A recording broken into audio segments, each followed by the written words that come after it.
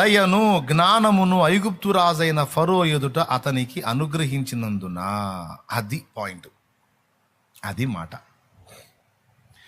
దయను జ్ఞానమును ఎవరికి అనుగ్రహించారు? యోసేపు మీద దయ వచ్చేటట్టు ఫరోకి దయను పుట్టించాడనుందా? లేకపోతే ఫరో ఎదుట దయను జ్ఞానమును దేవుడు యోసేపుకు అనుగ్రహించాడా? అది మాట. ఫరో ఎదుట యోసేపు ఉన్నప్పుడు యోసేపుకి 2 ప్రత్యేకమైన సుగుణాలు వచ్చేటట్టు దేవుడు చేశాడట. 2 ప్రత్యేకమైన విషయాలు. ఒకటి, దయగలిగిన మనసు వచ్చిందంట యోసేపుకి. 2, జ్ఞానము కలిగిన మనసు వచ్చిందంట. ఈ 2 ఇచ్చాడంట దేవుడు అనుగ్రహించను అనుంది. నాకు ఎప్పటి నుంచో ఒక డౌటు, దయ అనేది మనం తెచ్చుకునేదా దేవుడిచ్చేదా? కనికరం అనేది మనకు పుట్టాల్సిందా దేవుడిచ్చేదా? ప్రేమ అనేది మనకు పుట్టాలా దేవుడిచ్చేదా?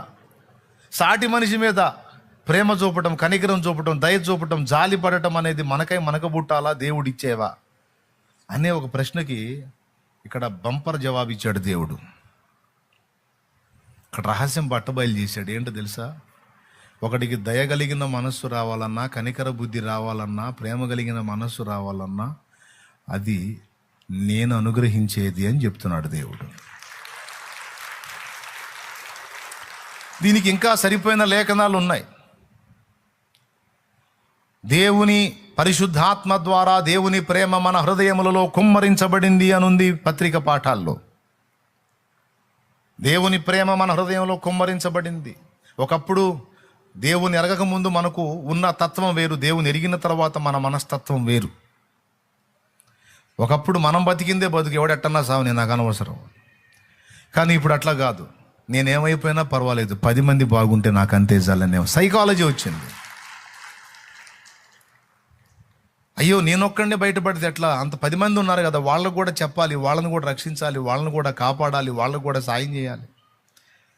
ఒకప్పుడేమో యేసు ప్రభు మనల్ని దర్శించక మునిపేమో జనం మొత్తాన్ని వైనం చేసినా సరే మనం బతకాలనుకున్నాం. అంటే మీరు అట్లా అనుకోలేదు అనుకుంటాను. అంటే సహజంగా లోకంలో మనుషుల సైకాలజీ ఎలా ఉంది? మీరు ఏ వాగులోనన్నా పడండి, నేను బాగుంటే అంతే చాలనేది కదా, జక్కయ్య మైండ్ లాగా. కానీ ఎప్పుడైతే యేసయ్య మన జీవితంలోకి వచ్చాడో, నేను ఏమైపోయినా పర్వాలేదు, సమాజం బాగుండాలనే మైండ్ వచ్చింది.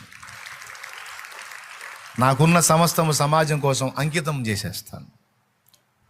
సర్వే జన సుఖినో భవంతు అన్న వచనం భక్తులు పలికినట్లు సమాజ శ్రేయస్సే నా శ్రేయస్సు, సమాజ క్షేమమే నా క్షేమం. నేను ఒక్కడిని బాగుంటే కాదు, సమాజంలో అందరూ బాగుండాలి. నేనొక్కడిని తిని నా ఒక్కడి కడుపు నిండితే కాదు, సమాజంలో అందరి కడుపులో నిండాలి.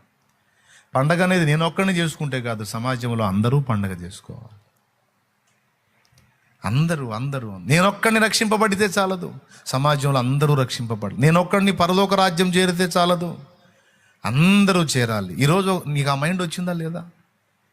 ఎంతమందికి వచ్చిందండి? అందరూ రక్షింపబడాలి. దేవా, ఎప్పుడన్నా ఏడ్చావా దేవుని ముందు కూర్చొని? ఆత్మలు ప్రభువా, తెలియదు ప్రభువా, వాళ్ళకి సత్యం తెలియదయ్యా, అజ్ఞానంలో ఉన్నారయ్యా, రక్షింపబడాలి ప్రభువా, వాళ్ళు కాపాడబడాలి ప్రభువా, నువ్వు దర్శించు ప్రభువా, వాళ్ళతో మాట్లాడు ప్రభువా, నేను చెబితే ఎగతాళి చేస్తున్నారు ప్రభువా అని ఏడ్చావా? రైట్, నీ మైండ్ మారింది. ఒకప్పుడు ఎవడు ఎడదస్తే నాకెందుకని నీ సుఖం కోసం, నీ సంతోషం కోసం నువ్వు బతికావు. ఈరోజు సమాజం కోసం ఏడుస్తున్నావు నువ్వు. నీ గుండె కొట్టుకుంటుంది సమాజం కోసం. అది నీకు జరిగింది అంటే, సింపుల్గా చెప్పాలంటే, ఒకప్పుడు నీలో లేని దేవుని ప్రేమ నీ హృదయంలో పరిశుద్ధాత్మ ద్వారా కుమ్మరించబడింది. గట్టిగా అది నిజం. అందుకే నీ మనసు ఇలా మారిపోయింది. ఒకప్పుడు సమాజం మొత్తాన్ని పణంగా పెట్టైనా సరే అన్ని సంపాదించుకుందాం అనుకున్నావు. ఈరోజు ఎట్లా వచ్చిందో తెలుసా? నీ మైండ్ అవసరమైతే ఉన్నదాన్ని దేవుని కోసం వదిలేసుకుందాం, దేవుని కోసం త్యాగం చేద్దాం, పోగొట్టుకుందాం, నాకు కలిగిన దాన్ని దేవుని కోసం ఇచ్చేద్దాం, ప్రజల రక్షణ కోసం ఇచ్చేద్దాం, దైవ సేవ కోసం నా జీవితాన్ని, నాకు ఆస్తిని, నా డబ్బుని, నాకున్న పరపతి, నాకున్న పరిస్థితి అంతటిని కూడా అప్పచెప్పేద్దాం. దేవుని పని జరిగితే చాలు, ఆత్మలు రక్షింపబడితే చాలు, ప్రభు సేవ జరిగితే చాలు, 10 మంది జీవితాలు బాగుపడితే చాలు. అనే మైండ్ నీకు వచ్చిందంటే ఎలా వచ్చింది? దేవుని ప్రేమ నీ హృదయంలో కుమ్మరించబడి, సమాజం మీద ఆ మమత దేవుడే నీకు పుట్టించాడు. మారిపోయింది నీ మైండ్. అట్లెట్లా మారిందంటే ఏమో నాకెందుకు, పరిశుద్ధాత్మ ప్రవేశించాడు, అంతే జరిగిపోయింది. జక్కయ్య దిగిరావయ్యా, ఈరోజు నేను నీతో కూడా ఉండాల్సి ఉంది అంటే ఆ ఒక్క మాటే అంది, మళ్ళీ ఇంకేం చెప్పలేదు. కానీ జక్కయ్య మారిపోయినట్టుంది. యేసయ్య పిలుపులోనే పరిశుద్ధాత్మ స్పర్శ తగిలింది జక్కయ్యకి. పరిశుద్ధాత్మ స్పర్శ తగిలితే చాలండి. పరిశుద్ధాత్మ ఒక వ్యక్తి లోపలికి ప్రవేశిస్తే చాలు, పరిశుద్ధాత్మ ఒక వ్యక్తిని సంధిస్తే చాలు, మారిపోద్ది మనసు. యోసేపుకు ఆల్రెడీ మంచి మనసు ఉంది, దానికి తోడు దయను జ్ఞానమును యోసేపుకు అనుగ్రహించానని ఉంది. ఆ మాటని అది బ్రాకెట్ చేయాలా, ఆలోచించాల్సిన మాట అది. దేవా నువ్వు అనుగ్రహించావా యోసేపుకి? అవును, అనుగ్రహించాడు. రాజైన ఫరో తన కనిన కల చెప్పాడు, వినండి బాగా. ఈ మాట నేను మీకు ఎందుకు చెప్తున్నానంటే, దయను జ్ఞానమును దేవుడు ఫరో ఎదుట యోసేపునకు అనుగ్రహించనని రాయబడి ఉంది కనుక, ఈరోజు మీలో బాప్తిస్మం పొందిన వాళ్ళు ఉన్నారు, బాప్తిస్మం పొందిన వాళ్ళు ఉన్నారు. ఇద్దరికి ఉపయోగపడే మాట చెప్తా, పొందిన వాళ్ళకి పొందిన వాళ్ళకి కూడా. ఇప్పుడు దేవుని కొరకు నువ్వు బతకాలని ముందుకు వచ్చావు. ఇంతకుముందు నీ ఇష్టానుసారంగా జీవించావు, పాపంలో ఎట్టబడితే అట్లా. ఇప్పుడు పరిశుద్ధంగా జీవించాలని ఆశపడి యేసయ్య దగ్గరకు వచ్చావు. పాపాన్ని విసర్జించాలని అసహించుకొని వచ్చావు. నాకొద్దు ఈ పాడు బతుకు, ఈ పాపిష్టి బతుకు, నేను యేసు రక్తంలో నా పాపాలు గడుక్కొని పరిశుద్ధున్నాయి, పరిశుద్ధురాలినాయి, నేను యేసయ్య బిడ్డగా ఉండాలి, యేసయ్య బిడ్డగా బతకాలి, యేసయ్య దగ్గరికి చేరాలి అని వచ్చావు. కానీ పరిశుద్ధంగా బతకటానికి కావలసిన శక్తిని నువ్వు దేవుణ్ణి అడగాలి. ఎవ్రీడే అడగాలి.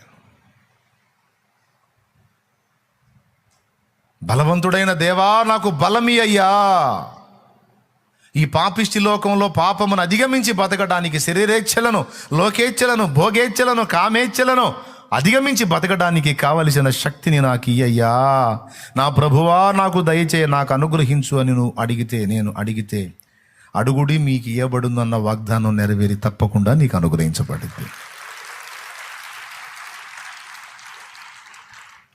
దానికి కావాల్సిన గైడెన్సీ, సలహా దేవుడిస్తాడు నీకు. నువ్వేం చేయాలో, ఎలా నువ్వు వాటి నుంచి తప్పించబడగలవో అవన్నీ నీకు గైడెన్సీ దేవుడిస్తాడు. ఇక్కడ మనం అడిగి పొందాలండి. నాకు ఆశ్చర్యం ఏంటంటే, దయ అనేది సహజంగా మనిషికి స్వతహాగా వచ్చింది కదా అనుకున్నాను నేను. నిజంగా సహజంగా మనిషికి దయ, కనికరం, జాలి అనే కొన్ని సహజంగా మానవత్వం అంటారు, అవి ఉంటాయి. కానీ దేవుడి దగ్గరికి వచ్చినప్పుడు దేవుడు తనకిష్టమైతే వాటిని మనలో రెట్టింపు చేస్తాడంట. దయతో నింపుతాడంట, జ్ఞానంతో నింపుతాడంట, కనికరంతో నింపుతాడంట, ఆయన అనుగ్రహంతో నింపుతాడంట, ఆశీర్వాదంతో నింపుతాడంట. దేవుని ముందు అడగాలి. అయ్యా, సభ్య సమాజంలో ఎలా నడుచుకోవాలో తెలివి లేదు. ఒకటనబోయి ఒకటి అంటాను, అమ్ముకొచ్చుకోబోయి కొనకొచ్చుకుంటాను. నా తెలివంతా ఇంతే తెల్లాడుతుంది, నా బతుకంతా ఇంతే అయిపోయింది. ప్రభువా, సమాజంలో ఎలా బతకాలో ఆ తెలివి నాకు దయచేయ్యా అని అడిగాలట. నాకు అనుగ్రహించు దేవా అంటే సమాజంలో మనుషుల మధ్య బ్రతకడానికి కావలసిన జ్ఞానాన్ని దేవుడు నీకు ఉత్పత్తి చేస్తాడు.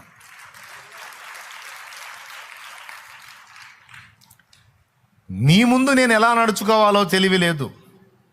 సైతానుగాడిని ఎలా ధిక్కరించాలో, వాడి కార్యాలు ఎలా అనగదొక్కాలో తెలివి లేదు. నాకు శక్తిని, తెలివిని, నీ ముందు బతకడానికి తెలివిని, సైతానుగాడిని ఎదిరించడానికి శక్తిని, వాణ్ణి ఓడించడానికి కూడా కావాల్సిన జ్ఞాన బలముని, ఇవన్నీ మనం అడగాల్సిందే దేవుణ్ణి. దేవుడు కృపగల దేవుడు. యోసేపుకైతే అనుగ్రహించేశాడంట, బాగా నచ్చేశాడు. యోసేపు పర్వాలేదనిపించింది. ఇప్పుడు యోసేపు, నేను నీకు ఇచ్చేటువంటి వాటి ద్వారా అనేక మందికి నువ్వు ప్రాణరక్షకుడవు కాగలవు. అనేక మందికి నీవు ప్రాణరక్షకుడవు. ఎట్లా? ఐగుప్తు పెద్ద దేశం, దాని చుట్టుపక్కల ఉన్న ప్రాంతాలు, కనాను దేశం, మొత్తానికి ఘోరమైన కరువు వచ్చింది. కరువు రాబోయే ముందే ఆ ఫరోకి కలొచ్చింది. 7 బలిసిన ఎడ్లు ఏటి ఒడ్డున కనపడుతున్నాయి రాజుకి కలలో. కలనెట్ట అర్థం చేసుకోవాలో కూడా ఈ చదివితే కొంచెం అవగాహన వచ్చింది. అక్కాయ్ కాస్త గుర్తుపెట్టుకోండి. కళలు వస్తాయి మనకి, రకరకాల కళలు వస్తాయి. ఆ కళల్ని ఎలా అర్థం చేసుకోవాలో కూడా మనకు అర్థమైద్ది. మనకు కలిగిన దర్శనాలు కూడా మనకి కొన్నిసార్లు నెరవేరుతాయి. అన్నీ అక్షరార్థంగా అలాగ జరగకపోవచ్చు గాక, కొన్ని ఉపమాన భాషలో ఎగ్జాంపుల్స్ లాగా కొన్ని కనపడతాయి, కొన్ని నెరవేరుతాయి, కొన్ని ఒక టైపులో కనపడి ఇంకో టైపులో నెరవేరుతాయి. నెరవేరినాక అర్థమైంది, ఒరేరే నాకు చూపించింది ఇట్లా నెరవేరిందా అని. కానీ దేవుడు మాట్లాడే పద్ధతులు అది కూడా ఒకటని మాత్రం మర్చిపోవద్దు. రాజైన ఫరో పండుకొని కలగంటున్నాడు. ఆ కలలో 7 బలిసిన ఎడ్లు ఏటిలో నుంచి బయటకు వచ్చి ఏటి ఒడ్డున మేస్తుంది. 7 బలిసిన ఎడ్లు, ఆవులు అనుకోండి, ఎడ్లు అనుకోండి. అలాగ చూస్తూ ఉన్నాడు కలలో రాజు.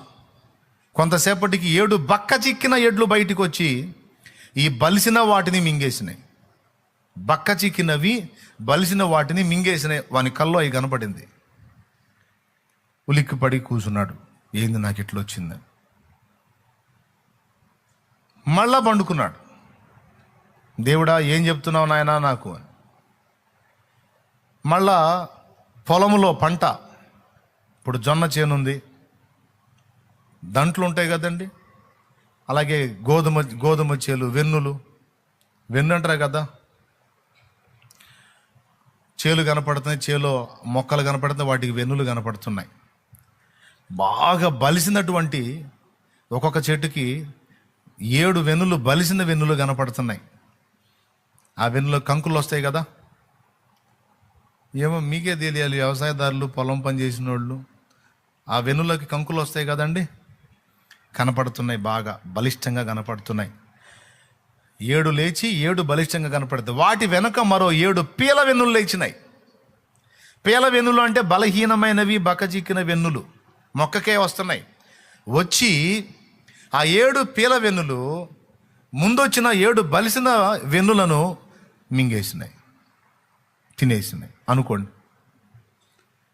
ఇదేందిరా నాయన, మళ్ళీ 7 బలిసినవి కనపడుతున్నాయి, మళ్ళీ 7 బలహీనమైన వచ్చి 7 బలిసిన వాటిని మింగేస్తున్నాయి అని మరుసటి రోజు సభ పెట్టి, సభలో ఆయనకు వచ్చిన కళ చెప్పాడు. రే బాబు, నాకు 2 సార్లు ఈ కళ వచ్చింది, ఏంటి దీని అర్థం అంటే ఎవరు చెప్పలేకపోయారు. దాని ఆంతర్యం ఏంటో ఎవరికి చెప్పలా. రాజు దిగాలుగా కూర్చున్నాడు. చాలా స్పష్టంగా 1కి 2 సార్లు కలర్ ఎట్టించి చూపించాడు రా. అదేదో జరగబోతుందిరా, జరగబోతున్నదాన్ని దేవుడు నాకు చూపించాడు, ఏందో చెప్పండి రా అంటే అక్కడ నక్షత్ర సూచకులు, మాసచర్య చెప్పేవాళ్ళు, కాలజ్ఞానులు, వాళ్ళ దగ్గర చాలామంది ఉంటారు. ఎవడు చెప్పలా ఆ స్వప్నం యొక్క భావం. రాజు దిగాలు పడితే అప్పుడు పానదాయకుల అధిపతి చెప్తాడు, సార్ దీని గురించి మీరు ఎందుకు కలవరపడతారు, మన జైల్లో కుర్రోడు ఉన్నాడు, అతడు చెప్పిన కలభావం యాజ్ ఇట్ ఈజ్గా జరిగింది, నాకు ఒక కల వచ్చింది, మీరు నన్ను నేరస్తుడిగా అనుమానించి నన్ను జైలుకు పంపించారు కదా, నన్ను భక్షకారుల అధిపతిని, ఈడేమో పానదాయకుల అధిపతి, అంటే ఆయనకి ద్రాక్షరసం గిన్నె అందించేవాడు.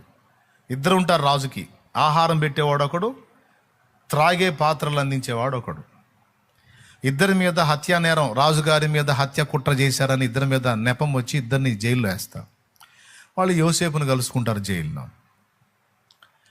అక్కడ యోసేపు వాళ్ళతో ఉంటాడు. వాళ్ళకి పండుకున్నప్పుడు ఒక కల వచ్చింది. ఆ కల అర్థం 2కి చెప్తాడు, చెప్పింది చెప్పినట్టు జరిగిద్ది. ఒకటి కల వచ్చింది భక్షకారుల అధిపతికి. వాడు గంప మీద ఆహార పదార్థాలు పెట్టుకొని వెళ్తుంటాడు. కాకు వచ్చి ఆహార పదార్థాలు తింటుంది. చెప్తాడు, ఇంకా 3 రోజుల్లో నీ నేరం నిర్ధారణ అయింది, రాజు నీ తలను కొట్టిస్తాడు, నీ దేహాన్ని పక్షులు తింటాయని. అలాగే పానదాయకుల అధిపతి కూడా కల వచ్చింది. నీ ఏం కళ, ఎలా వివరణ చెప్పాడు అనేది మళ్ళీ చెప్పాలంటే చాలా టైం అయింది, బాప్తిస్మాలు ఉన్నాయి. వానికి వచ్చిన కళ కూడా ఇంతే అర్థం చెబుతాడు. ఇంకా కరెక్ట్గా 3 రోజుల్లో మళ్ళీ నీకు పిలుపు వచ్చింది, నువ్వు మళ్ళీ రాజు సముఖంలో గిన్నె అందిస్తావురా బాబు అని చెబుతాడు. జరిగిద్ది.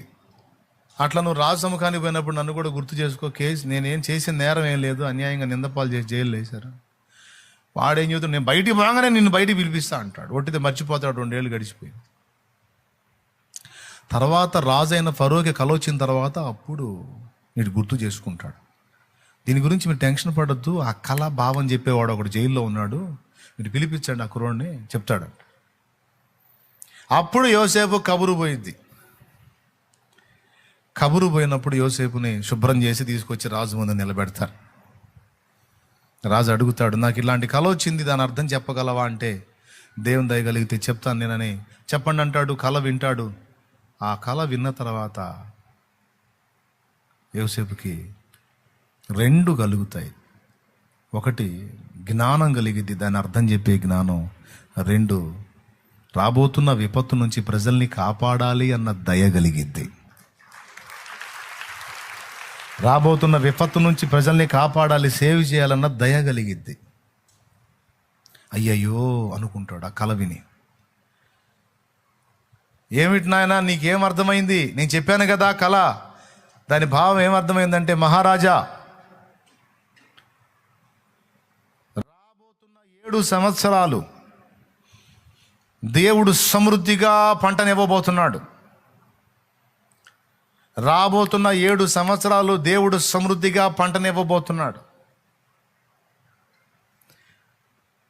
ఆ తర్వాత 7 సంవత్సరాలు కఠినమైన కరువు రాబోతుంది. మీ కనబడ్డ బలిసిన ఎడ్లు 7 బలిసిన ఎడ్లు రాబోతున్న 7 సమృద్ధి పంట సంవత్సరాలు. వాటి వెనక ఏటిలో నుంచి బయటికి వచ్చిన 7 బక్క చిక్కిన ఎడ్లున్నాయే, అవి ఈ 7 ఏళ్ళు గతించిన తర్వాత రాబోతున్న 7 కరువు సంవత్సరాలు. 7. అమ్మా అవునా? అవును మహారాజా. అయితే ఇక్కడ మీకు ఇంకొక విషయం కూడా చెప్పాలి.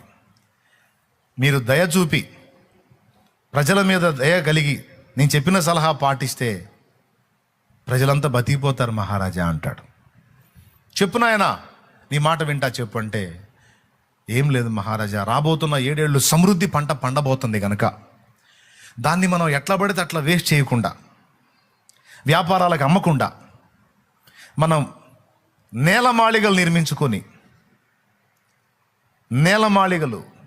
భూగృహాలు నిర్మించుకొని వాటిల్లో ధాన్యాన్ని మనం స్టాక్ చేసి ఈ 7 ఏళ్ళు సమృద్ధిగా పండే పంటను మనం దాచిపెడదాం.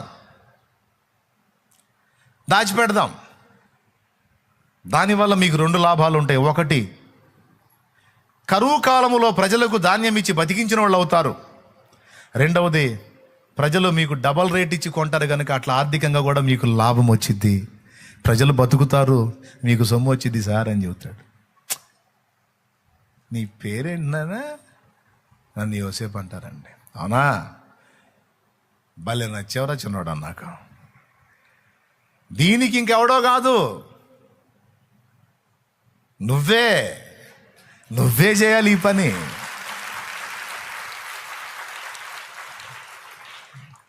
ప్రజలారా, ఇతని వంటి పరిశుద్ధ దేవుని ఆత్మగల వారిని మనం ఇంకొకళ్ళని చూస్తామా?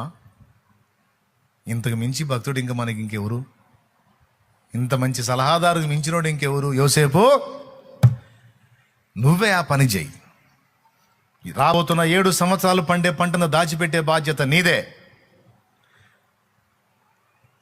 ఆ తర్వాత కరువు కాలంలో ఆ ధాన్యాన్ని ప్రజలకిచ్చి ప్రజలు బ్రతుకున్నట్లు చేసి దాన్ని సొమ్ముగా మార్చే బాధ్యత కూడా నీదే. మీకు తెలుసా, అప్పుడు ఇప్పుడు ఏసీలో మిరపకాయలు పెడుతున్నారు. ఐడియా ఉందా? ఇప్పుడు ఏసీ మిషన్లు పెట్టి మిరగాయలు పెడుతున్నా, తడ కూడా తగలబడుతుంది. మనకు తెలుసా సంగతి? దేవునికి స్తోత్రం. అయితే భూగర్భంలో నేలమాళిగలు నిర్మించి చలువ రాతి చేత లోపల కూలింగ్ వచ్చేటట్టు చేసి ధాన్యం చెడకుండా ప్లాన్ వేసి అప్పట్లోనే ఏసీ గదుల్ని క్రియేట్ చేసినటువంటి ఘనత యోసేపుది. ఎంత జ్ఞానం ఇచ్చాడో చూడండి. ఐడియాలజీ, వాటిని ఎలా భద్రం చేయాలో అలా భద్రం అదిగో చూడండి. అట్లా ఆ లోపల మీకు తెలుసా భూగర్భంలో చల్లదనం ఉంటుందని తెలుసా? కూలింగ్ ఉంటుంది. లోతుకు పోయే కొద్ది వాటర్ ఉంటాయి కదా భూగర్భంలో. ప్రార్థన చేస్తున్నా ఏదన్నా అట్లాంటిది ఒకటి ప్రార్థన కోసం రెడీ చేయాలని. అన్నీ అయిపోయి, మంచులు అయిపోయి, గుడిసెలు అయిపోయి, షెడ్లు అయిపోయి, ఇక ఇప్పుడు నేలమాలిగల మీద పడ్డా బాబు. అది కూడా ఒకటి చేద్దాం, బాగుంటుంది. చల్లదనం ఉంటుంది లోపల, ఎండాకాలంలో కూడా చల్లగా ఉంటుంది. నిజంగా భూమిలో తేమ ఉంటుంది కదా, కూలింగ్ ఇస్తుంది. దాని ద్వారా ధాన్యం చెడకుండా కాపాడాడండి. 7 ఏళ్ళు ధాన్యం స్టాక్ చేశాడు, 7 ఏళ్ళు ప్రజలకు పంచాడు. అదే టైంలో తన ఫ్యామిలీ మెంబర్స్ వస్తే వాళ్ళకి పంచి ఈ కుటుంబము ఆ ప్రజలు బ్రతుకున్నట్లు యోసేపు కాపాడాడు వాళ్ళని. ఆ మాట రాసుంటే చూడండి, దయను జ్ఞానమును ఐగుప్తు రాజైన ఫరో ఎదుట అతనికి అనుగ్రహించినందున ఫరో ఐగుప్తునకును తన ఇంటికంతటికి అతనిని అధిపతిగా నియమించను. ఫరో ఏమన్నాడు తెలుసా? యోసేపు, ఐగుప్తు మొత్తానికి నేను రాజు. అయితే ఇప్పుడు నీకు ఇచ్చిన ఆధిక్యత ఏంటో తెలుసా? నువ్వు ఐగుప్తుకి అండ్ నా ఇంటికి కూడా నువ్వే రాజు. వామ్మో, ఎంతటి ఆధిక్యత! నీ సెలవు లేకుండా ఎవడైనా తన చేతిని కానీ కాలును కానీ ఆడించడానికి లేదు. ఆడించాడా తీసేయటమే. ఎక్కడైనా మనల్ని పనికి పెట్టుకుంటే అంత నమ్మకంగా ఉండాలండి. అది దేవుని సేవలోనైనా, పరిచర్యలోనైనా, ఒక ఆత్మీయ నాయకుని కింద అయినా, ఏమండి, అలాగే ఒక పరిచర్య అప్పచెప్పిన, ఒక పనికి మనల్ని ఎవరన్నా నమ్మకస్తులని పిలిచినా అంత నమ్మకంగా చేయాలి పని. ఫరో ఎంత నమ్మాడో చూడండి, అసలు అప్పచెప్పేశాడు. మనల్ని నమ్మి ఇస్తాడట, ఇటు పక్క సాగు చేసి అటు పక్క అమ్ముకుంటాడు. లేనిపోయింది గొడవ అని భయపడరు. అట్లాంటి బుద్ధి ఉండకూడదు. నమ్మకత్వం, దయ, జ్ఞానమే కాదు, నమ్మకత్వంలో కూడా యోసేపు ఫస్ట్ క్లాస్లో పాస్ అయ్యాడు. చెంచల బుద్ధిలా కాసేపు అటొకడు, కాసేపు ఇటొకడు, కాసేపు ఆ దరువు, కాసేపు ఈ దరువు, అట్లాంటి చెంచల మనస్కుడు కాదు. కొంతమందిని చూస్తూ ఉంటాను నేను చెప్తున్నా, ఇక్కడ ఉండే వాళ్ళకు కూడా చెప్తున్నాను. పరిచర్యకు పెట్టుకున్న వాళ్ళైనా, సేవకులైనా, ఎక్కడ ఏ పరిచర్య చేసి ఎక్కడ పరిచారకుల సంగతి చెప్తున్నాను, మిమ్మల్ని గురించి చెప్తున్నాను. మీ యజమానుల కింద మీరు ఏదన్నా పని కుదిరితే ఎంత నమ్మకత్వంతో నువ్వు వ్యవహరించాలంటే తన సమస్తాన్ని నీకు అప్పచెప్పే అంత నమ్మకత్వాన్ని నువ్వు ప్రదర్శించాలి. అందరూ వేరు, యోసేపు వేరు. ఫరోకి యోసేపు లాంటోడు తగల్లా, ఇంత నమ్మకస్తుడు తగల్లా, అప్పచెప్పేసి ఊరుకున్నాడు. ఇంకా అతనికి రెండో టెన్షన్ ఏం లేదు. ఎవడన్నా వచ్చి, సార్ ఫరో గారు ఇదేంటి సంగతి అంటే, నా చెబుతా యోసేపు చెప్పారా, నాకు చెబుతావే. మరి ఫరో పరిస్థితి ఏంటంటే, ఏం లేదు, శుభ్రంగా తింటాం, అట్లా టూర్లు ఇస్తారు. ఎవడొచ్చి, సార్ ప్రాబ్లం సార్ అంటే, యోసేపు చెప్పు, యోసేపు చూసుకుంటాడు పో. అన్ని యోసేపు చెప్పి నువ్వేం చేస్తావు, నేను తిరుగుతారు అతరే అనుకుంటూ తిరుగుతాడు అన్నమాట. నేను చెబుతున్నా, ఫరో ఎంజాయ్ చేసి ఉంటాడు యోసేపునంతకాలం. చాలా హ్యాపీగా ఫీల్ అయ్యాడు, చాలా సంతోషం. ఒక రాజు మైండ్ ఎలాగైతే తన ప్రజల క్షేమం, వాళ్ళ ఫ్యూచర్ ఆలోచించుద్దో, యోసేపు మైండ్ అలా ఆలోచించేసరికి ఇంతకు మించినోడు ఇంక మనకి ఎవరు ఉన్నారు. భవిష్యత్తును కూడా ఆలోచించి ప్రొటెక్ట్ చేస్తున్నాడు. పర్ఫెక్ట్, ఇతను మనకి సెట్ అవుతాడని. అట్లుండాలండి నమ్మకత్వం, అట్లా ఉండాలి. ఒకటి చెప్పినా చేయరు. అయ్యా నువ్వే ఇది కాదు ఇది చేయి అంటే లేదు, ఆహా నేను ఇలా చేద్దాం అనుకుంటున్నా అనేవాళ్ళు ఉంటారు. చెప్పినా చేయరు కొంతమంది. కానీ యోసేపు అలా కాదు. యోసేపు నమ్మకస్తుడు. దేవుని పనికి మనల్ని పిలిచినప్పుడు వినండి బాగా, సేవకులు, విశ్వాసులు, పరిచారకులు అందరూ వినాలి. లైవ్లో, జూమ్లో ఉన్నోళ్ళు కూడా వినాలి. దేవుడు తన పనికి మనల్ని పిలిస్తే దేవుని పనికి ఎల్లప్పుడూ సమృద్ధి, లాభం తెచ్చే వాళ్ళంగా మనం ఉండాలి. మోషేని గూర్చి ప్రభువు చెప్పినట్టు, మోషే నా ఇల్లంతటిలో నమ్మకమైన వాడు, మిక్కిలి సాత్వికుడని సాక్ష్యం ఇచ్చినట్లు షాలేము రాజు అనేవాడు నా ఇంట్లో నమ్మకమైన వాడు అనాలి. సమూయేలు అనేవాడు నా ఇంట్లో నమ్మకమైన వాడు అనాలి. అజేయుడు అనేవాడు నా ఇంట్లో నమ్మకమైన వాడు అనాలి. శ్యామ అనేవాడు నా ఇంట్లో నమ్మకమైన వాడు, నా ఇల్లంతట్లో నమ్మకమైన వాడు దేవుడు అనాలి. అలాగే నీ గురించి కూడా చెప్పగలగాలి. నీ గురించి చెప్పగల నా పిల్లలు నమ్మకమైన పిల్లలు, వారెల్లప్పుడూ నాకు మహిమ తేవటానికి, నా ప్రజలకు మేలు చేయడానికి ఎప్పుడు వారి మనసు ఉంటుంది. నా పిల్లలు, నా కుమార్తె ఫలానా ఆమె, నా కుమారుడు ఫలానా కుమారుడు అని చెప్పుకోగలగాలి దేవుడు. ఆ నమ్మకత్వాన్ని సాధన చేయాలి. అది యోసేపు దగ్గర పుష్కలంగా. ఒక్కొక్క ఇంటికి తీసుకెళ్తేనే దొంగ చూపులు చూస్తుంటాడు ఒక్కొక్కడు. ఇంట్లో లేడీస్ జెంట్స్కి వెళ్ళి చూడ్డాడు, ఆడవాళ్ళకి వెళ్ళి చూస్తుంటాడు. లోపల ఎంతమంది లేడీస్ ఉన్నారు, ఎవరెవరు ఉన్నారు, ఎవరు ఎట్టున్నారని ఈ కళ్ళన్నీ ఆడవాళ్ళని దేవులాడుతుంటాయి. దొంగ కోళ్ళు బట్టి చూపులు చూస్తూ ఉంటారు. అండ్ ఒకసారి చూసామంటే రెండోసారి ఇంటో రాని బుద్ధి కాదు. దేవునికి స్తోత్రం, హల్లెలూయా. నిజమండి. కొంతమంది లేడీస్ కూడా ఉన్నారు, పిచ్చి చూపులు చూస్తూ ఉంటారు. మిమ్మల్ని కాదులే, కొంతమంది ఉన్నారు సోదోళ్ళు, పిచ్చి చూపులు చూస్తూ ఉంటారు చండాలంగా. అట్లా కాదు. యోసేపుని ఇంట్లో పెట్టుకున్నాడు ఆయన పోతీఫెరో. భార్య డైరెక్ట్గా వచ్చి శోధించిన, అమ్మా నీకు దండం అన్నాడు. తప్పు తల్లి అన్నాడు, వందనాలమ్మా నీకు దండం అన్నాడు. వంచన చేయలా, అన్నిందిలే తినేద్దాం అనుకోలా. చూడు నమ్మకత్వం. ఆ నమ్మకత్వాన్ని ఎంత ఇష్టపడతాడు, ఎంత సంతోషిస్తాడంటే దానికి దేవుడిచ్చే ఆధిక్యత గొప్పది.